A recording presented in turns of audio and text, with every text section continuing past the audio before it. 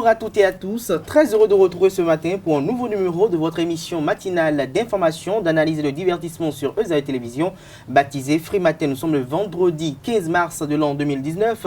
Hier dans la matinée, les responsables du parti Union Progressiste sont montés au créneau pour répliquer face aux accusations dont ils font l'objet, ainsi que le parti Bloc Républicain. Dans la soirée d'hier jeudi, les partis de l'opposition ont également effectué une conférence de presse pour exiger la démission des membres de la Sénat, de la Commission électorale nationale autonome et la démission également du ministre de la Justice.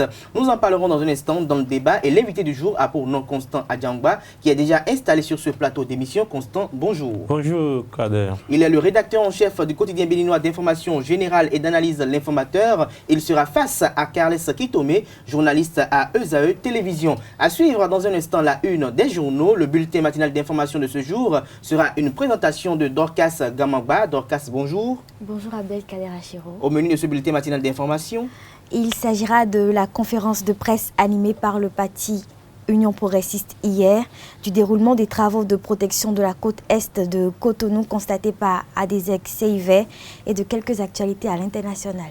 À suivre également sur Free Matin de ce jour, les sports avec Larios Adjagbenon et l'horoscope du jour pour mettre un terme à cette émission que nous avons beaucoup de plaisir à vous présenter tous les matins. Sans plus tarder, nous passons à la une des journaux. Bonjour à nouveau chers amis internautes, nous démarrons par Le Canard du Nord qui titre en manchette ce matin « Amendement des tests de loi pour une sortie de crise pour des élections inclusives ». Les députés appelés à sauver la démocratie béninoise. La bonne foi de Patrice Talon à l'épreuve. Le Canard affiche en manchette, comme vous pouvez l'apercevoir, les photos de Adrien Ngoubedi, Amoussou Bruno, Robert Bian, Guido Soumitokwe, Claudine Afiabi Prudencio et du président Patrice Talon. Les détails à la page 3 de sa parution du jour. Bénin Intelligent ce matin, législative 2019, l'Union progressiste s'oppose à une remise en cause des réformes, mais reste ouverte pour des élections inclusives. Nous restons avec Bénin Intelligent, accompagnement des émissions de titres du Bénin. Les investisseurs renouvellent leur confiance au ministère de l'économie et des finances. Plus de précisions à la page 3 de la parution du jour du quotidien L'Opinion aujourd'hui. À la faveur d'une conférence de presse ce jeudi, l'Union progressiste invite les partis politiques à rompre avec tout immobilisme conservateur. Nous passons au quotidien béninois d'information générale et d'analyse à L'Informateur qui titre en manchette ce matin « Prochaines élections législatives, ce qu'il faut savoir du processus en cours » et à découvrir à la page 3 de la parution du jour du Canard. Nous restons avec L'Informateur. Malaise à la douane béninoise. Pourquoi le directeur général a si vite rétabli Christian Glija? Le quotidien veut bel et bien comprendre cela. Des précisions à la page 3 également de la parution du jour de L'Informateur. Nous restons à la une de L'Informateur ce matin, mise en conformité des partis politiques. Encore 24 heures, s'exclame le confrère. Des détails dans les colonnes de sa parution du jour. Toujours avec L'Informateur. Supposé retrait de Moël Bénin des élections législatives. Le parti de Jacques Ayadi dément. Le démenti à découvrir à la page 4 de la parution du jour du quotidien béninois d'information générale et d'analyse. L'Informateur à découvrir dans les colonnes de la parution du jour du quotidien béninois d'information générale et d'analyse. L'Informateur. Le journal École des étudiants en journalisme à l'École supérieure d'administration d'économie de journalisme et des métiers de l'audiovisuel ESAE. Point média en manchette ce matin. Crise socio-politique et économique après 3 années de la rupture. Le calamiteux bilan de Talon noyé par la crise politique. Les raisons de ce titre sont à découvrir dans les colonnes de la parution du jour de Point Média. Nous passons au quotidien 5 minutes. Crise préélectorale, échec des contre-pouvoirs. Le Canard affiche en manchette, comme vous pouvez l'apercevoir, les photos de Adrien Ngoubedi, président de l'Assemblée nationale, Joseph Djogbenou, président de la Cour constitutionnelle et Emmanuel Tiando, président de la Commission électorale nationale autonome. L'économiste en manchette ce matin, Forum Afrique Développement à Casablanca, près de 2000 opérateurs économiques et 30 pays présents. Des précisions à la page 8 de la parution du jour du quotidien L'Économiste. Nous passons à Libération. En deuxième titre à la une ce matin, proposition de loi pour des élections législatives inclusives. La conférence des présidents statue ce jour vers la convocation d'une session extraordinaire, annonce le confrère. Le quotidien national d'information en manchette ce matin. Financement du programme d'action du gouvernement bénin révélé. Déjà 3 929 milliards 500 millions de francs CFA mobilisés, rapporte le Canard. Des précisions à la page 15 de sa parution du jour. Nous restons avec le quotidien national d'information. Stratégie nationale de sécurité numérique, Aurélie Adam Soulé Zoumaro engage pour la confiance digitale. Toujours avec la Nation, législative de 2019, situer les responsabilités dans l'impasse, l'Union progressiste prête pour la compétition. Nord-Sud quotidien ce matin en manchette, impasse préélectorale, l'Union progressiste prête pour le consensus. Nous passons à le matinal, étude en procédure d'urgence mardi prochain à l'Assemblée nationale, 2 propositions de loi sur les élections. Nous restons avec le matinal. Imbroglio autour des élections législatives du 28 avril 2019. Les fautes graves de l'opposition sont à découvrir à la page 11 de l'apparition du jour du Canard. Et toujours à la page 11 de l'apparition du jour, le matinal, à découvrir l'article rédigé sur la conférence de presse tenue hier, animée hier par les ténors du parti politique Union progressiste. Nous passons au quotidien Matin Libre qui titre ce matin en manchette « Maintien ou non des lois électorales, passe d'armes entre la mouvance et l'opposition ». Des détails à la page 6 de l'apparition du jour du quotidien. Nous restons avec Matin Libre.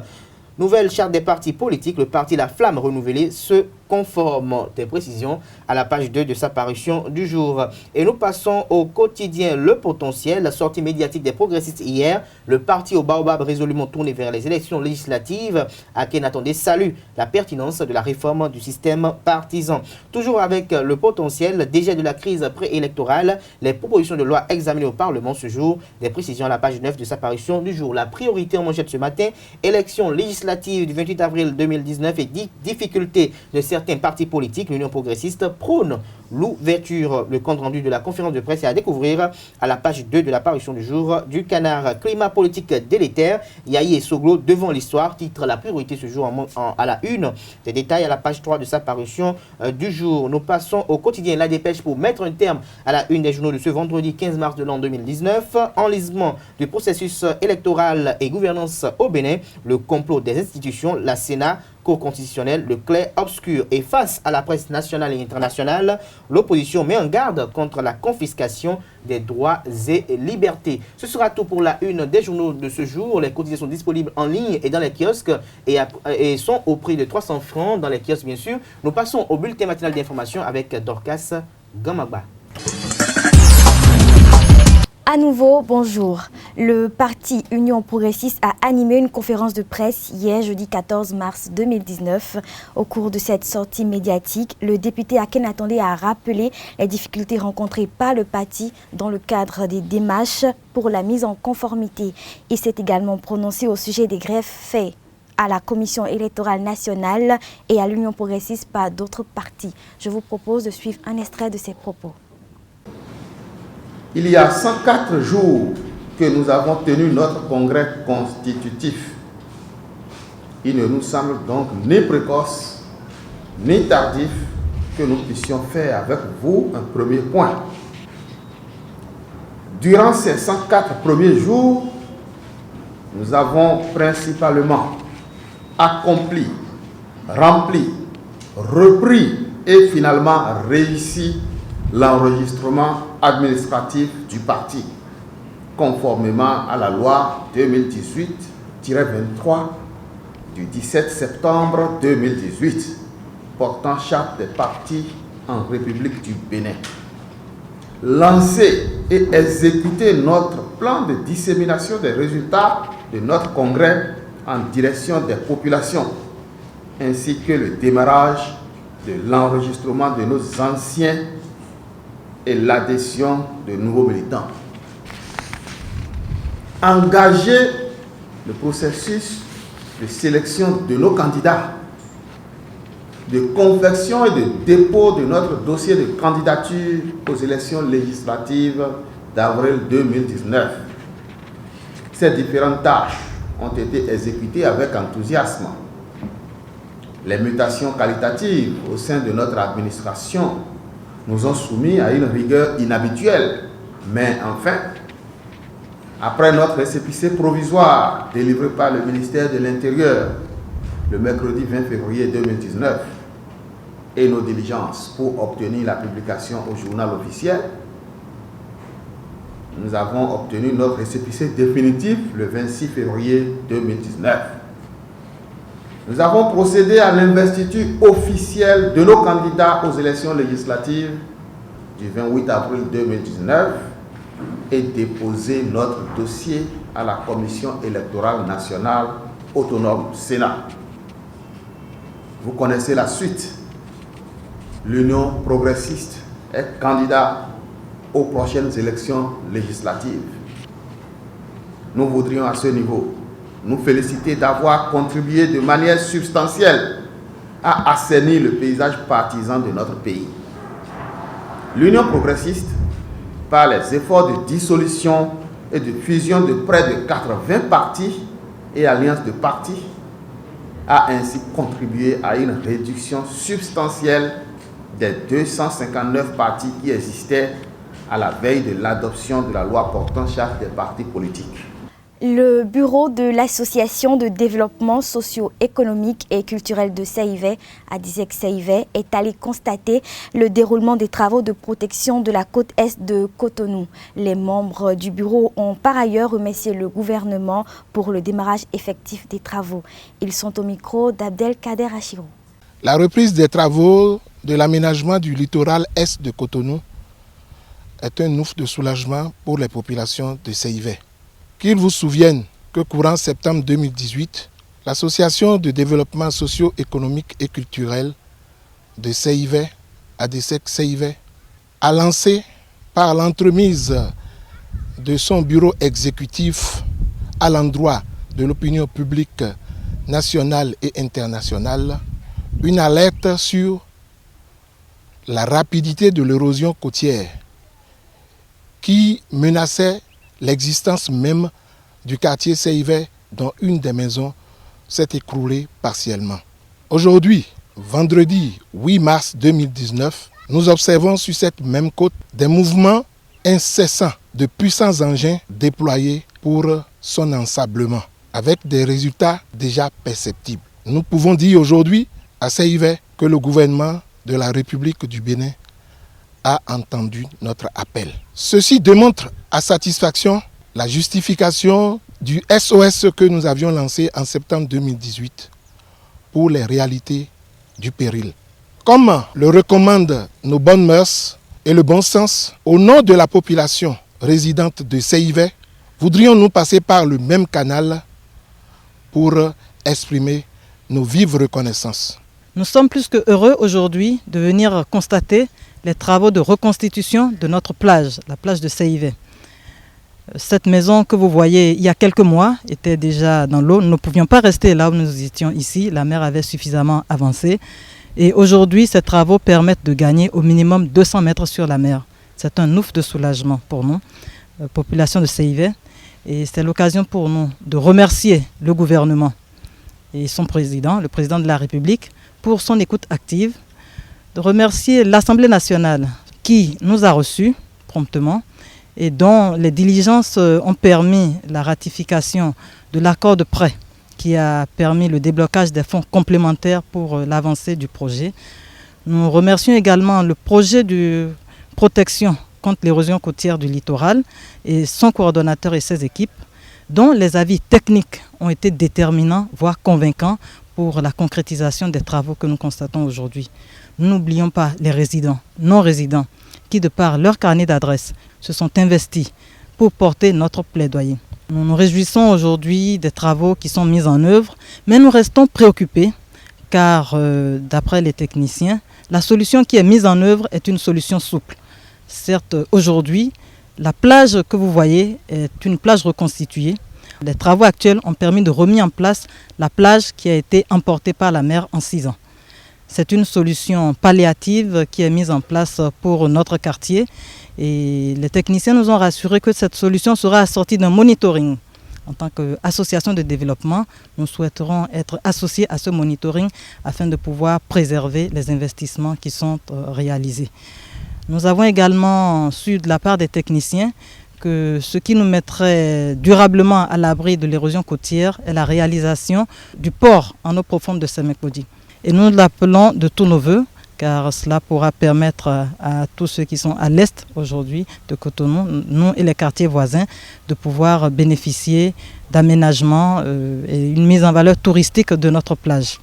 Nous appelons à cet effet le gouvernement, les députés, les ministres et toutes les autorités pour que ce projet puisse voir le jour. Enfin, en tant qu'association de développement, nous jouerons notre partition pour que cette plage qui est reconstituée, qui est mise en œuvre, puisse être maintenue et puis entretenue. Hors de nos frontières à présent, le sommet One Planet Summit s'est déroulé ce jeudi 14 mars 2019. L'événement initié par la France a rassemblé des chefs de gouvernement, des représentants d'institutions et des acteurs de la société civile. Cette journée avait pour objectif de mobiliser des financements publics et des capitaux privés, ceci afin d'assurer la transition vers une société bas carbone et aboutir à des résultats significatifs pour l'Afrique. En Suisse, la 24e édition de la Semaine de la langue française a débuté hier. Jusqu'au 24 mars 2019, l'Afrique sera donc mise à l'honneur. Dans le cadre de ces journées, 8 ambassades francophones et francophiles proposeront des projections gratuites au Ciné Club à Berne. Ce sera tout pour le bulletin d'information. Merci de l'avoir suivi. Merci à vous, Dorcas Kamagba, pour la présentation du bulletin matinal d'information de ce jour sur Free Matin. La grande édition du journal télévisé est prévue pour 19h. Ce sera une présentation d'Anifat Boukari. Nous installons à présent Carles Kitomé pour le débat. Le débat sur Free Matin, Carles Kitomé nous a rejoint. Bonjour. Bonjour Kader, bonjour à vous chers amis internautes. Vous êtes face à Constant Diangba. Bonjour à nouveau. Bonjour à nouveau, bonjour chers internautes. Carles Kitomé, l'Union progressiste a effectué hier une conférence de presse à laquelle vous avez participé. Qu'est-ce qu'on peut retenir de cette sortie médiatique? Pour l'essentiel, il faut retenir que l'Union progressiste s'est sentie obligée d'intervenir dans le débat qui est en cours actuellement dans le cadre des législatives du 28 avril prochain. Dans la mesure où dans les récriminations du PRD qui ont été portées au niveau de la Cour constitutionnelle, le nom de l'Union progressiste a été cité et le PRD a estimé que ce parti politique a fait l'objet d'un traitement de faveur de la part de la Sénat. Et donc, après que la Cour constitutionnelle a pris sa décision et que la Sénat est montée au créneau, il fallait quand même que l'Union progressiste aussi vienne présenter un peu l'état des choses. Et cette conférence de presse était toute simple. Il s'est agi pour l'Union progressiste de présenter un peu tous les obstacles qu'ils ont eus à franchir avant de se mettre en règle en ce qui concerne la conformité de ce parti politique et après expliquer un peu les décisions de la Sénat. Pas pour expliquer vraiment, mais de faire comprendre à l'opinion publique que c'est tous les acteurs politiques dans leur ensemble qui ont été d'accord pour les réformes en cours, que ce soit le système partisan, que ce soit le code électoral. C'est les acteurs politiques qui étaient présents, qui ont été présents pendant cette 7e mandature, qui en ont quand même décidé. Et les opposants qui sont de l'opposition y étaient aussi. Et donc, si la majorité a triomphé, ça veut dire quand même que c'est les 83 députés qui nous ont dotés de ces lois et qui doivent pouvoir quand même les respecter. Donc, ils ont estimé que les remous actuels de la classe politique ne sont que des récriminations qui n'ont pas droit de citer si on veut vraiment être légaliste. Et en la matière, ils se sont rendus disponibles pour participer au débat en cours actuellement, pour trouver une porte de sortie. Et donc, c'est en bref le contenu de cette conférence de presse animée hier par quelques responsables du parti Union progressiste. Et il faut noter que les grands ténors de ces partis n'étaient pas à la table d'honneur ce jour, ils étaient plutôt sur le banc de touche. Ils ont vu leur poulain se mettre à l'œuvre parce qu'on a remarqué la présence de Amoussou Bruno hier, de Abraham Ziziloué, de Mathurin Kofi Nago, qui sont quand même des baobabs de la politique au Bénin. Même l'honorable Essou était dans la salle. Mais toutes ces personnes s'étaient mises vraiment en retrait pour laisser la place à Akhenatonde, à Christelle Oudongo, à Orden Aladati. Et bon, il y avait quand même Lazare Sekouito à la table d'honneur. Et c'était un peu ça l'ambiance. Pour réajuster un peu les propos. Alors, Constant Diangba, l'Union progressiste estime qu'ils n'ont pas de proposition à effectuer puisque eux, ils n'ont pas de problème, ils n'ont pas eu véritablement de grandes difficultés pour se conformer à la nouvelle charte des partis politiques.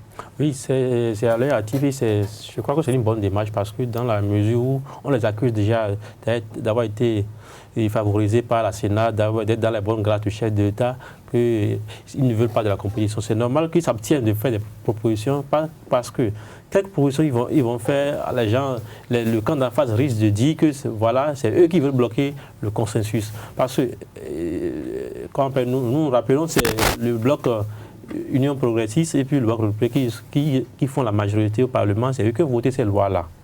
Maintenant que ces lois-là ont posé des problèmes, quant à leur respect au parti de l'opposition, une nouvelle proposition qu'ils vont faire ne s'agira que de dire peut-être que nous allons réajuster les choses, mais en le faisant, c'est comme si eux-mêmes ils se dédient. Comme s'ils reconnaissent qu'il y a eu des imperfections dans ce qu'ils ont eu à faire comme législation. Il ne faut pas oublier que le président de l'Assemblée a demandé à tous les partis de faire des propositions pour la sortie de crise. Ça suppose que chaque parti politique fera des propositions qui vont lui permettre de régler ses problèmes personnels. Et si l'Union progressive estime qu'il n'a pas de problème, il serait difficile quand même qu'il fasse des propositions. Alors, Constant Diangwa, toujours avec vous. Dans la foulée, hier, dans l'après-midi, on a constaté que les ténors des forces politiques de l'opposition au pouvoir talon sont montés au créneau pour essayer quand même de donner, je dirais, un cri d'alerte en ce qui concerne des menaces sur la démocratie à leur avis. Et à l'occasion, ils ont exigé la démission des membres de la Sénat, ils ont exigé également la démission du ministre de la Justice. Oui, il faut comprendre l'opposition dans sa démarche. Elle est une opposition à la mixte. Elle veut, comme je l'ai dit, elle veut qu'on appelle, faire monter la tension pour pouvoir décrédibiliser le chef de l'action du gouvernement.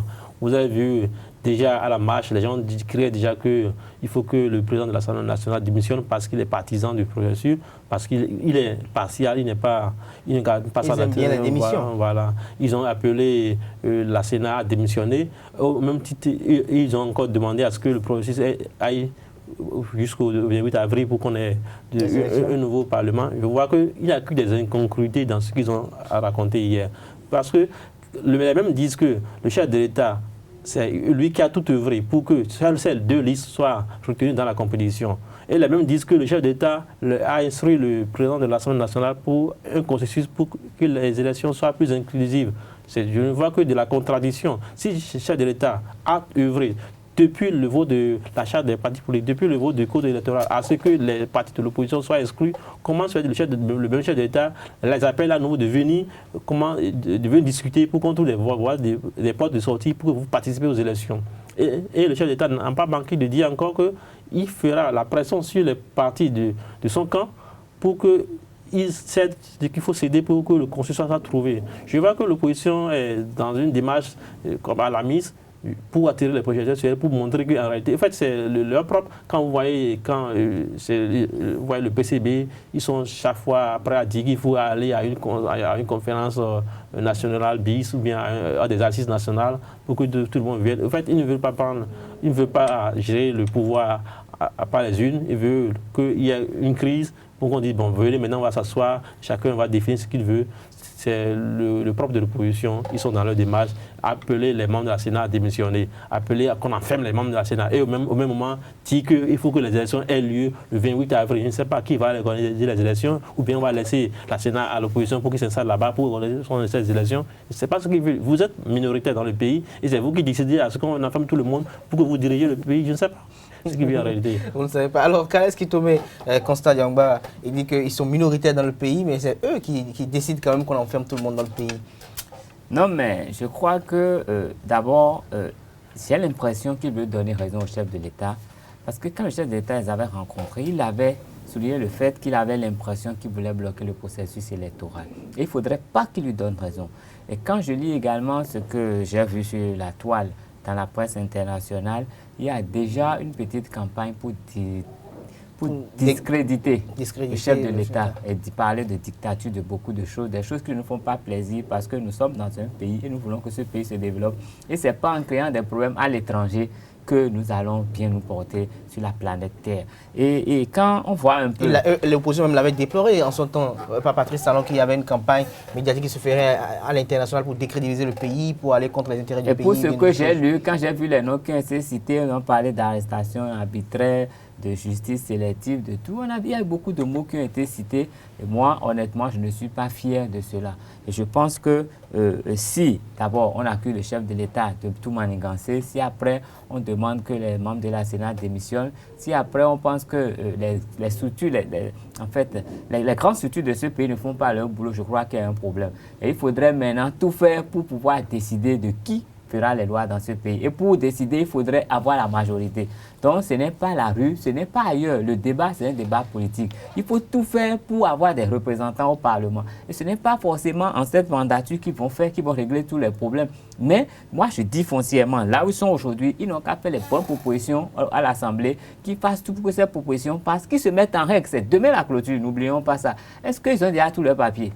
Est-ce qu'ils ont déjà tous les papiers? Ce qu'on leur reproche aujourd'hui, si aujourd'hui on a cité un certain Aklassator sur la liste du PRD, est-ce qu'ils ont déjà trouvé un remplaçant? Étant donné que l'intéressé a écrit lui-même pour dire qu'il n'avait pas une carte d'électeur, qu'on lui aurait falsifié une carte d'électeur. Vous voyez, il y a beaucoup de choses. Moi, je suggère qu'on règle les problèmes administratifs et maintenant qu'on aille faire le lobbying qu'il faut. Mais si on va discréditer le pays à gauche, à droite, quand ça ira mal pour tout le monde. Mais eux, c'est des gens qui ont déjà suffisamment profité de ce pays, qui ont des maisons, qui ont des voitures, qui ont des enfants à l'étranger, qui continuent de vivre sur le dos du peuple, qui souffrent. Et je crois qu'eux, ils n'ont pas le droit de nous créer des problèmes. S'ils ont fini de manger, qu'ils aillent digérer ce qu'ils ont mangé, qu'ils laissent d'autres personnes manger. Il faudrait, s'ils ont leurs problèmes personnels, qu'ils aillent gérer les problèmes. Mais ici, nous avons des lois. Il faut tout faire pour se conformer aux lois. On ne va pas leur jeter la pierre. Qu'ils fassent tout pour être vraiment candidats. Et au Parlement, ils auront droit à citer, ils vont faire leurs propositions. Nous ne voulons que des propositions, nous ne voulons pas de pagaille dans le pays. De pagaille dans le pays. Conseil pour finir. Oui, vous voyez, Carlos Kistomé a soulevé un plan total. Il dit Carlos Kistomé,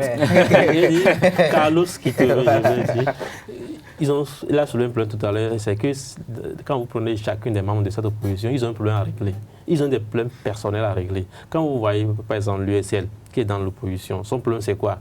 C'est leur président d'honneur qui est à l'étranger, il faut aller voir qui viennent. Quand vous prenez les candidats à Zanaï, il a des problèmes personnels avec le chef de l'État qui veut régler. Parce que jusqu'à présent, Azali n'a jamais dit ce pourquoi il a démissionné du gouvernement. Il n'a jamais dit de façon claire et concise ce pourquoi il a démissionné du gouvernement. Donc il y a des problèmes personnels. Quand vous prenez les gens de FCBE, ils ont des problèmes personnels à régler parce qu'étant chapeauté par le Boudin-Yahi, il y a différents avec des partis talents qu'il va falloir régler. Vous voyez, donc cette opposition en réalité, elle n'est pas là pour régler le problème du pays. Moi, je continue de le dire, puisque quand vous voyez dans leur démarche, ils sont contre la Cour constitutionnelle. La Cour n'est pas bonne pour eux. La Sénat n'est pas bon pour eux. Le ministère de l'Intérieur n'est pas bon pour eux. Le Parlement n'est pas bon pour eux. En réalité, qui est bon pour eux alors? L'opposition est bonne. L'opposition est bonne. L'opposition va gérer le pays. Seule l'opposition qu'on a aujourd'hui. Merci. Merci à vous, Constant Diangba, pour ces échanges et arguments. Merci également à Kales Kitoumé. Je rappelle Constant Diangba, le rédacteur en chef du quotidien béninois d'information générale et d'analyse des informateurs. Il était face à Kales Kitoumé, journaliste à USAE Télévision. Mesdames et messieurs, c'était le débat sur Free Matin. Nous passons à la page sportive avec la Russia Diagono. S'en suivra l'horoscope du jour avec Ruth Sodidi. Les sports sur Free Matin, la Russia Diagono, bonjour. Bonjour Kader. Ruth Sodidi également nous a rejoint, bonjour. Bonjour Kader. Alors la Russia Diagono, nous parlons football, éliminatoire Coupe d'Afrique des Nations Cannes Égypte 2019. Le sélectionneur des écureuils du Bénin, Michel Dussueur, est serein et déterminé avant le match décisif de la dernière journée contre les éperviers du Togo. Oui, c'est cela même, c'est son affirmation. Il était face aux journalistes et reporters sportifs béninois hier du côté du ministère des Sports et il a affirmé qu'il est tranquille et qu'il a déjà sa stratégie pour valider le billet qualificatif pour la phase finale de cette Coupe d'Afrique des Nations Égypte 2019. Et il faut signaler que le technicien français est revenu sur la composition de sa liste, les joueurs convoqués, pourquoi il a laissé certains sur le carreau, pourquoi il a appelé d'autres pour la première fois en sélection, et il donne un peu les explications, et sans oublier comment va-t-il procéder pour pallier l'absence du métronome Stéphane Sesseyon en milieu de terrain, et là, il se penche plus sur le jeu collectif. On sait depuis déjà 2 mois que Stéphane est suspendu. Tout le monde est conscient ici de l'importance qu'il a dans cette équipe parce que c'est un leader technique et c'est aussi le capitaine de cette équipe et c'est aussi un joueur très important dans la gestion du groupe. On n'a pas d'équivalent, on n'a pas d'autres joueurs de son niveau. Donc aujourd'hui, la question se pose, puisqu'on ne peut pas le remplacer par un joueur aussi talentueux que lui, c'est collectivement qu'on doit trouver les réponses. C'est à chacun d'amener un plus dans l'équipe, c'est à chacun d'en faire un petit peu plus pour pallier et compenser son absence. la réponse à son absence va être une réponse collective et non pas individuelle. De toute façon, il y a 3 absents chez nous, 3 suspendus, donc de fait, il y avait 3 nouveaux joueurs. Donc tous n'ont pas fait la campagne, même si Anan était avec nous sur le premier match contre le Togo au match aller. Après, Sebio, c'est vrai qu'il est venu en Gambie, je pense que c'était pas une perte de temps, loin de là, quoi, parce que ça lui a permis aussi de se mesurer un peu et d'appréhender le football africain. Et de prendre beaucoup d'informations aussi. Donc, je pense qu'aujourd'hui, il a sûrement un niveau de préparation, un niveau d'information qui pourrait lui permettre d'être plus performant et de s'exprimer pleinement. Après, concernant Yannick Aguemont, c'est vrai que c'est une première pour lui, mais je pense c'est un garçon qui est expérimenté. Comme je l'ai dit tout à l'heure, de toute façon, ils ont tous envie d'être à la CAN, quoi. Et c'est un événement qu'ils ont tous envie de vivre, y compris chez les nouveaux. Ils sont conscients de l'enjeu, ils sont conscients que ce sera un match difficile et compliqué, mais en tout cas, ils sont déterminés tous à vouloir passer cette étape pour aller en Égypte au mois de juin. Mouri, je le connais très bien, vous le savez. C'était un grand joueur. Aujourd'hui, Mouri, ça fait combien de temps qu'il n'a pas joué? Est-ce que vraiment, véritablement, aujourd'hui, Mouri sera en possibilité de nous aider, quoi? Donc, mettons bien les choses à leur place en se disant, les gens qui viennent là, est-ce qu'ils sont susceptibles là tout de suite de nous aider? Je suis venu au Bénin pour relever un challenge, je suis de la qualification. Aujourd'hui, on est à une étape où c'est un match coup près, comme je l'ai dit tout à l'heure. Donc là, on prépare ce match avec le plus grand soin. Et tout ce qu'on souhaite, c'est de faire un grand match et d'obtenir notre qualification. Maintenant, quant à moi, je suis serein et déterminé. Alors, Larios Adiagono, c'était à l'instant Michel Dussuyer. Alors, nous parlons Coupe du Bénin 2019 qui démarre ce week-end. Oui, et il faut noter déjà que Esaïe Football Club se déplace à Misrité demain pour affronter la jeunesse sportive de Pobert. Il faut dire que c'est juste un match sous fond de revanche pour Esaïe parce que dans le championnat, lors de la phase aller de la saison 2018-2019, Esaïe a été battu à Jean-Pierre Gascon de Pobert par la JSP, 1 but contre 2. Et j'ai posé la question au patron de l'encadrement technique de USAE, comment entrevoit-il aborder cette rencontre? De la même façon comme on l'avait abordé à Pobert, nous allons l'aborder de la même façon. Parce que moi, au-delà de la défaite à Pobert, mais j'étais satisfait de la prestation de mes poulains, donc je vais leur demander d'aborder le match de la même façon. Nous allons jouer. Il s'agit d'une coupe, il faut un vainqueur et un vaincu. Alors nous allons l'aborder tout en ayant dans l'esprit que nous avons affaire à une équipe joueuse qui joue aussi bien au ballon comme nous. Donc nous allons mettre les ingrédients qu'il faut pour l'emporter. Hormis le match JSP USAE, il y a également d'autres affiches, entre autres l'association sportive du port autonome de Cotonou, ASPAC, qui joue à EMA, et Dragon qui fera face aux Panthères de Djougou. Les Buffles vont jouer l'USS Craqué, l'Union sportive de Sémé Craqué.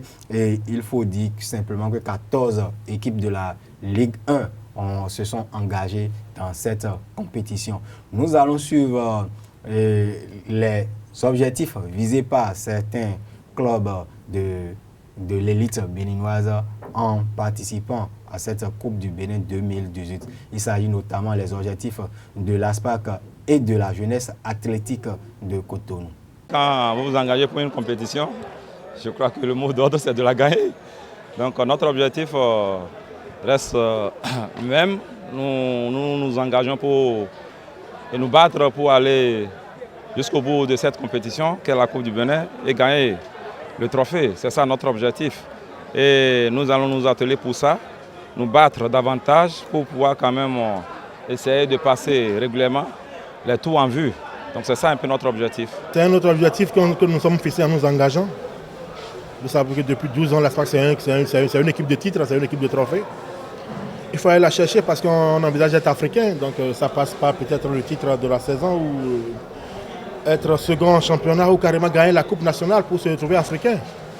L'objectif est clair, c'est qu'à partir de cette année, il faut remettre les pendules à l'heure et essayer quand même de titiller maintenant d'autres cieux. Voilà.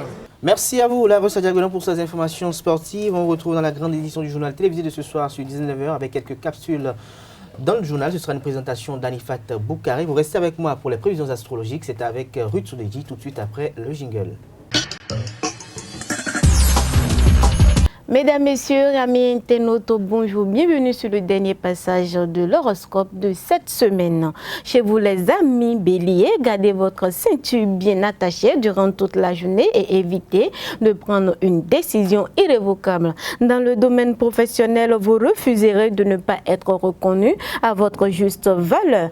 Amis taureaux, ne reculez pas devant l'importance des travaux qu'il faudra entreprendre ni devant leur durée. Jupiter, Uranus et Vénus déclencheront votre sensibilité qui favoriseront vos rencontres. Chez vous les amis Gémeaux, soyez vigilants si une aventure se présente, vous aurez du mal à y résister. Amis Cancer, l'influence particulière de Vénus sera positive pour la plupart d'entre vous, chers amis. Pour les rois de la forêt, tâchez de redoubler de vigilance. En amont, la vie conjugale sera favorablement influencée par les astres du jour. Pour vous les amis Vierges, pour le compte de cette journée, vous devez lutter contre l'effet désorganisateur de cette configuration de masse. Redoubler de vigilance dans votre travail. Amis Balance, influencé par votre signe, Saturne ne prêche pas pour une vie de couple épanouie. Dans le même temps, Vénus vous propose la carte de la conciliation. Amis Scorpion, vous pourrez en effet être attiré par quelqu'un de très différent de vous et dont vous n'en savez rien a priori, qu'il vous convient ou pas. Pour vous les amis Sagittaires, avec Pluton, vous risquez d'être confronté dans le cadre de votre activité professionnelle et en amont. Les natifs célibataires seront enclins à amener une vie amoureuse davantage placée sous le signe du laisser-aller. Pour vous les amis Capricorne, Vénus, la déesse de l'amour, prendra sous sa protection le secteur du thème lié à l'amour conjugal. En société, vous ne risquez pas d'être stressé ou surchargé. Amis Verseau, dynamisme et ouverture d'esprit seront vos atouts majeurs au cours de cette journée. Cependant, sachez que certains collègues ne joueront pas le jeu de la solidarité et chercheront directement ou indirectement à vous nuire. Soyez donc assez prudents. Pour les amis Poissons, célibataires, vous ne saurez pas sur quel pied danser au cours de cette journée. Tantôt vous aspirez à la stabilité sentimentale, tantôt vous ne songerez qu'à multiplier vos aventures. Sur le plan social, il sera bon de compter avec les impondérances au lieu de vous entêter à vouloir que les circonstances évoluent selon vos propres logiques. Il faut donner quelque chose avant d'attendre le retour. Amis internautes, passez un bon week-end en compagnie de nos programmes sur Ezaïe TV. Merci à vous, Ruth Soudedji, pour cette présentation des prévisions astrologiques de ce vendredi 15 mars de l'an 2019. Ce sera tout pour ce matin de ce jour. Merci pour l'attention. Restez connectés www.ezaïetv.bj et suivez nos différents programmes du week-end. Bon début de week-end à toutes et à tous.